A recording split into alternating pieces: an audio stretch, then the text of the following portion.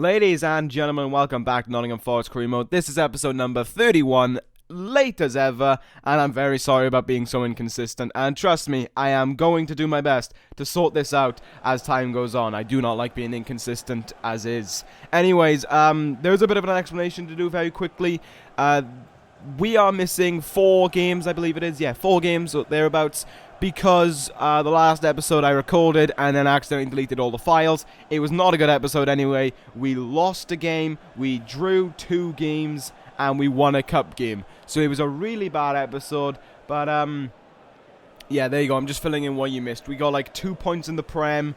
No, we got 1 point in the Prem, 1 point in the Champions League, knocked Derby out of the cup and lost to Spurs. It was an awful episode, so there we go. Now we move on anyway. We're on to this game against Chelsea. Look at this early on. Wayne Rooney plays that ball into Jurgen Locadia, and we're back in business.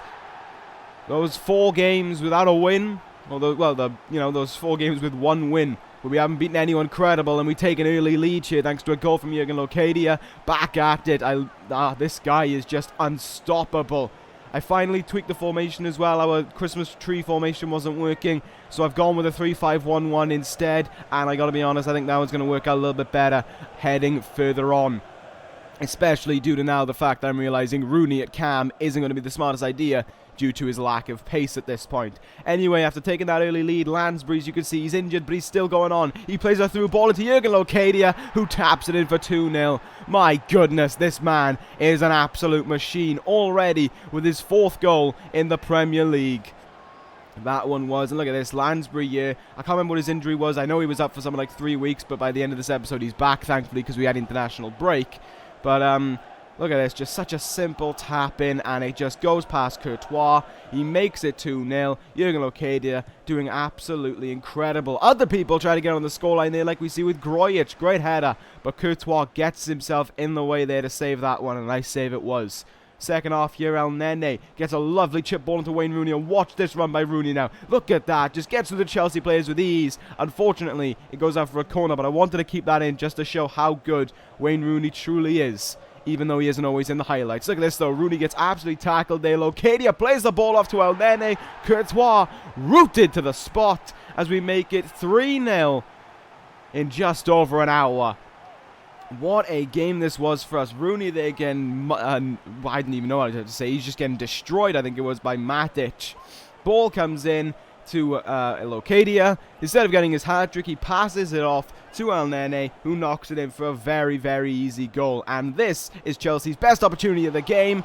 I can't tell who that is, but they were one-on-one with Wellenreuther, who was able to bring out the save.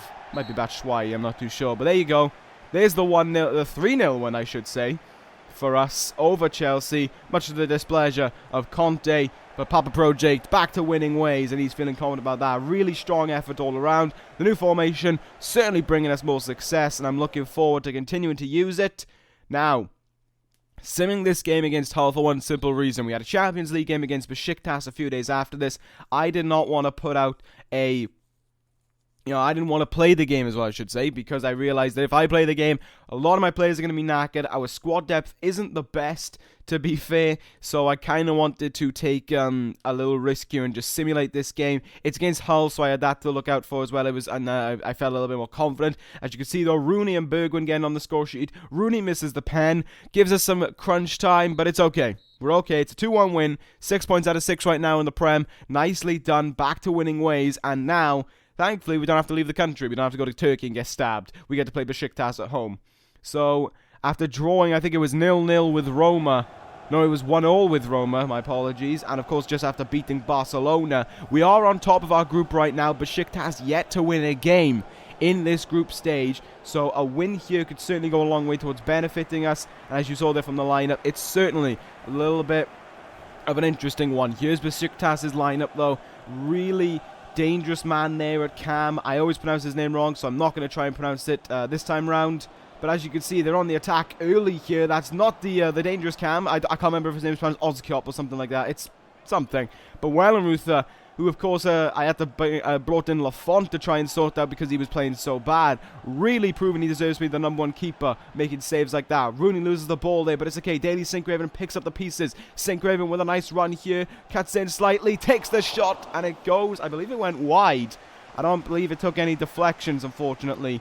Sinkgraven was a real menace for the Beşiktaş defense. And look at this here. El Nene gets past that weak challenge. He's going all the way right now. He's getting an opportunity for Sinkgraven, who takes the touch to control it and shoots it just wide. Really incredible opportunity there to take a 1-0 lead. El Nene with the majority of build-up to that play, and Sinkgraven just could not apply the finishing touch. Crucial times there, and it gets even more vital very late on in the game. It's the 89th minute. We're trying to do everything we can to hold on to the draw here, maybe even go for the win. Beşiktaş in the second half, they came out and they held us down. We couldn't get past them. It's Oysal here, and he gets brought down in the box by Wayne Rooney in the 90th minute. What an absolute way to go from hero to zero. Rooney was having a really strong game, holding on to that midfield, and then all of a sudden brings down the Beşiktaş player here, and you can't argue against it. He collides against his knee. I know it's a bit dodgy to see it from that angle, but he smacks himself into his knee, gives away the penalty, and now Ozkiop steps up to the spot. Wellenreuther there. Will he hit it? He Panenkas it, and it goes over the bar. What a sly bastard. Tried to show off, tried to get a bit of a reaction from the home crowd, and it just didn't work. He scuffed it, and Beşiktaş blow 3 points in one of the final touches of the game. It's 0-0. It was an awful game for us, a game where we should have taken home 3 points in the first half, but deserved the draw in the second half. Unfortunate there, but I believe we were able to stay on top of our group because I think Roma and Barcelona drew 1-1, if memory serves me correct. I'll have to take a look at it when we get into our next Champions League fixture, but we go back to the Prem to finish off this episode against Stoke. As you can see, the Premier League table right now, bit interesting. We're in 5th and Swansea are leading. Very interesting things going on, but here's Luka Jovic, we brought in on loan, hasn't broken into the squad at all. But with Locadia being fatigued, with a lot of the first team players not at peak fitness, on comes our lonely striker, and he just knocks it in. Past Butland like he's not even there to get his first goal for the squad, and it was a nice goal as well. Luka Jovic there, putting us up early on.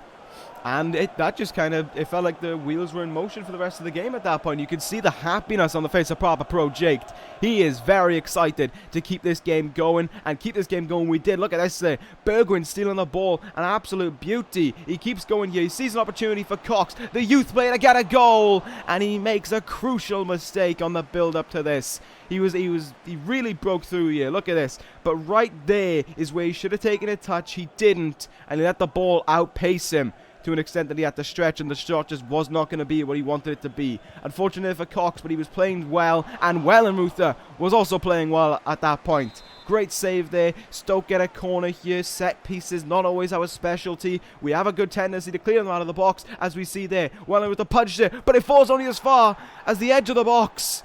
And their left back, Peters, as I'm just going to call him because his name looks like Peters, knocks it in. Blue Peter scores, and it's 1-0.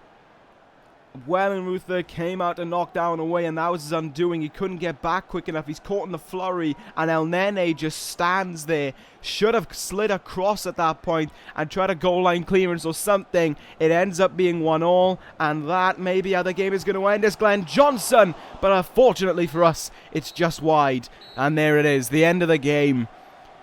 We drew with Stoke. We drew with Stoke.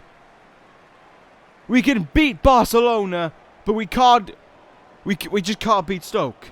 And it's not even like it's a cold, rainy Tuesday in Stoke either.